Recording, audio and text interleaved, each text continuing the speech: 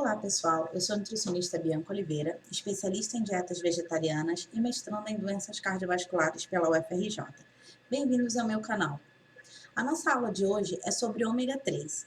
A gente vai falar um pouquinho do ajuste do ômega 3 na dieta vegetariana. Ainda existem alguns questionamentos sobre como a gente consegue fazer esse ajuste, uma vez que na alimentação vegetariana a gente tem a ingestão do ômega 3 na sua forma que ainda não é ativada. Então eu vou explicar um pouquinho isso à frente. Bom, basicamente o ômega 3 ele tem algumas funções, dentre elas a composição de membrana celular e da retina. Ele fica ligado aos fosfolipídios que estão associados à rodopsina, que é uma proteína que controla a entrada de luz no olho. Composição da bainha de mielina nos neurônios, funcionamento do sistema nervoso e imunológico, síntese de hormônios, tem ação anti-inflamatória. A gente encontra trabalhos aí associando ele com a prevenção de doenças cardiovasculares, controle de colesterol, triglicerídeos e pressão arterial e um efeito da redução da agregação plaquetária, ou seja, uma ação antitrombótica. Então a gente vê que é um nutriente de extrema importância. Uma observação importante durante a gestação é que o desenvolvimento do sistema nervoso do bebê, em especial o cérebro, vai ocorrer durante o último trimestre da gestação. E durante esse período, a necessidade de DHA, que é a forma ativa do ômega 3, vai aumentar consideravelmente. Daí, se a mãe tiver uma deficiência desse nutriente, a gente pode ter um efeito prejudicial no desenvolvimento do sistema nervoso desse bebê.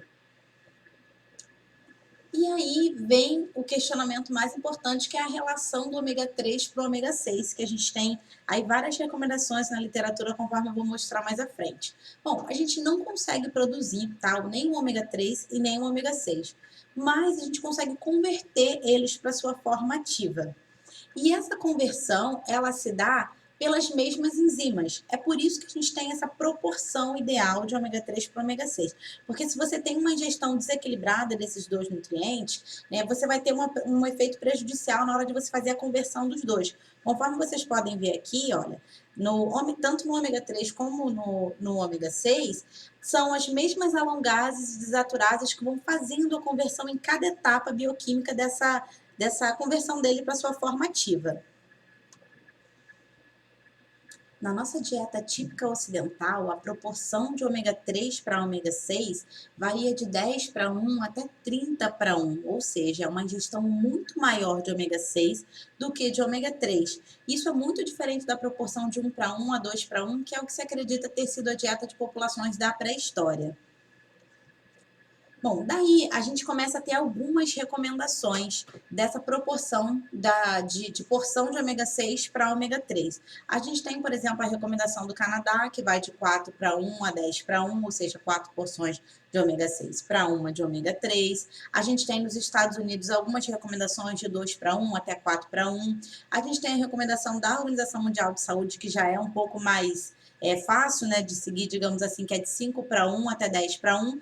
E nós temos uma proporção ideal, tá? Que é bem difícil de se alcançar nessa dieta ocidental se ela não for bem ajustada, que é de 2 a 3 para 1, ou seja, de 2 a 3 porções, né, de ômega 6 para uma de ômega 3. E para facilitar a conversão do ácido alfa-linoleico para EPA e DHA, que são as suas formas ativas, nós temos algumas recomendações. Dentre elas, evitar o consumo de álcool, evitar o consumo de gordura transaturada, obviamente, evitar o consumo de ômega 6 em excesso, para não haver competição daquelas enzimas, né? E consumir alimentos ricos em ômega 3, porque quanto mais ômega 3 você consumir, mais você vai conseguir essa conversão para a forma ativa. E uma dica que eu costumo dar muito para os meus pacientes é utilizar o azeite para cocção. Por quê? Quando você vai fazer a avaliação da ingestão de ômega 6 da dieta, você vê que a maior parte dele vem, na verdade, dos óleos vegetais, tá? Não vem nem, quando você vê, as pessoas não costumam comer castanha com grande quantidade, amendoim em grande quantidade, mas óleo vegetal você utiliza para cozinhar, você utiliza para uma série de coisas, tá? Então, assim, esses óleos vegetais, seja milho, girassol, todos eles têm uma quantidade muito grande de ômega 6, tá? Até o óleo de canola tem uma quantidade muito grande de ômega 6. Apesar da proporção dele, ômega 3 e ômega 6, ser relativamente boa, tá? Ele tem uma quantidade grande de ômega 6, sim. tá bom? Muito maior do que ele tem de ômega 3. E aí existem vários questionamentos, se a gente for falar da canola, né, se a gente for falar da transgenicidade, se a gente for falar, né, de uma série de coisas que eu não vou entrar nesse mérito hoje. Mas por que eu recomendo cozinhar com o azeite? Porque o azeite praticamente não tem ômega 6. Então, se você tira todos os outros óleos vegetais que são ricos em ômega 6, trocando por uma outra gordura, afinal, você vai precisar de uma outra gordura para cozinhar, né, que é o azeite de oliva, que ele não tem ômega 6, você já reduz drasticamente a quantidade de ômega 6 da dieta. O azeite ele é mais ômega 9, tá? Então, essa simples dica de você trocar os outros óleos que têm ômega 6 pelo azeite de oliva que não tem, já vai diminuir bastante o ômega 6 da dieta sem grandes esforços. E aí o pessoal pergunta, mas daí eu posso cozinhar com azeite de oliva? Eu não posso, porque quando cozinha com azeite vira uma gordura ruim, tá? Aí eu trouxe para vocês o ponto de fumaça das gorduras. O grande problema é você atingir o ponto de fumaça quando você aquece um óleo. O azeite de oliva, ele tem um ponto de fumaça entre 175 e 190, isso vai variar dos trabalhos, tá? Mas entre 175 e 190 graus. Isso é fácil, não alcança em temperatura de refogado. Você vê que fritura de imersão, aquela que você afunda, né, que faz no submerso, ela vai em média 180 graus. Então, temperatura de refogado não alcança isso.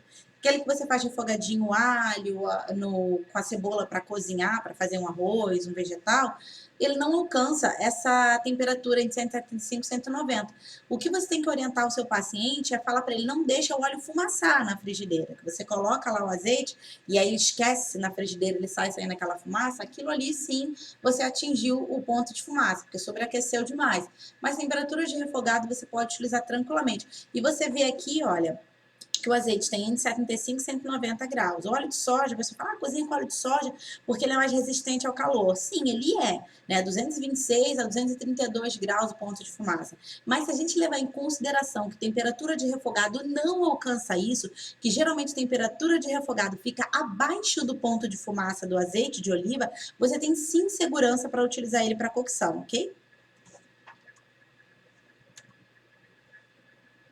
E daí nós temos as recomendações da ingestão de ômega 3. E aí vem as nossas DRIs de 2006.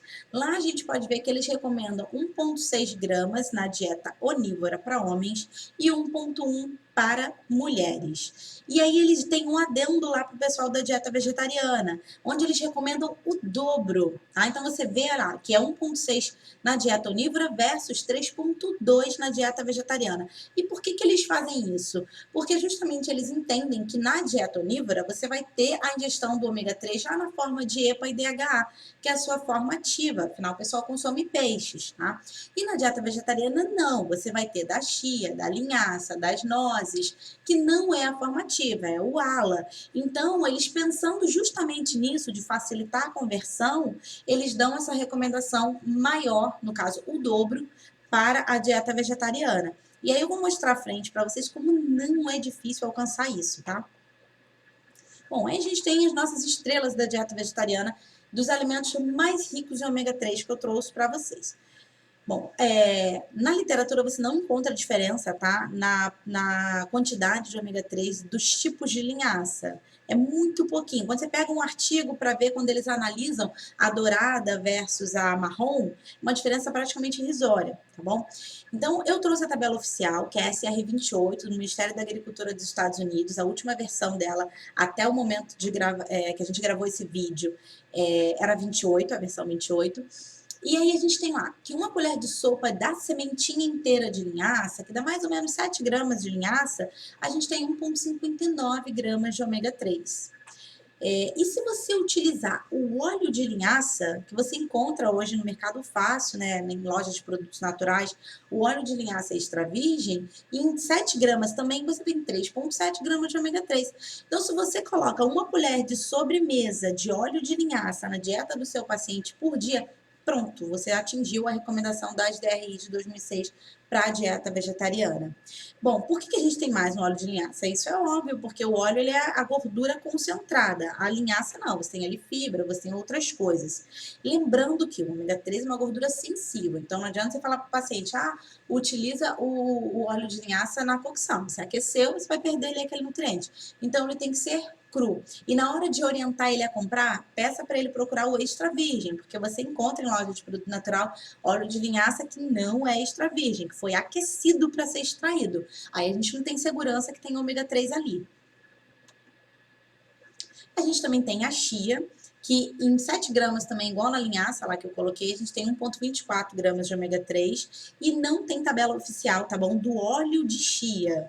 Não tem tabela, na SR28 não consta, na TACO não consta, na tabela da Unifesp não consta, no do IBGE não consta. Então, tabela oficial a gente não tem, tá bom? Do óleo de chia, mas da chia a gente tem.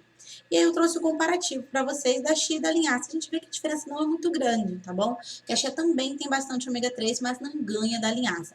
Então, se a gente parar para pensar, o óleo de chia vai ter também um pouco menos de ômega 3 que o óleo de linhaça. Porque na sementinha a gente tem mais ômega 3 na linhaça do que na chia. Mas se o paciente preferir a chia, a gente pode colocar porque ele também é rico. E aí o pessoal pergunta, a semente inteira, a semente triturada, tem gente que coloca a sementinha de molho, forma aquele gelzinho, né? A gente tem uma escassez muito grande na literatura de trabalhos comparando como que é a absorção disso, tá? Dos tipos, das formas de processamento da linhaça. Lembrando que, se você compra a semente de linhaça triturada, a chance de você ter os nutrientes oxidados ali é muito grande. O ômega 3 é uma gordura sensível, nutriente sensível. Então, se a pessoa quer usar a farinha da chia ou da linhaça, é recomendado que você triture em casa, tá? No liquidificador, num triturador de grãos que você tenha, guarde na geladeira e não guarde para mais que 5 dias, tá? Aí sim, mas comprar a sementinha já triturada não vale a pena porque você não tem segurança. Entre a semente triturada vinda lá do mercado e a semente inteira pode até ganhar, porque ali você tem os nutrientes resguardados pela casquinha. Então, assim, triturar, você vai sim absorver melhor, afinal você expôs o nutriente ali. Demolhar, provavelmente também você vai absorver melhor, porque você tornou a casca mais porosa, mas não tem como a gente afirmar, porque a gente não tem dado oficial disso. Tá? Se você não quer triturar ou você não quer demolhar, consuma ela inteira, porque ainda assim você vai absorver, tá bom?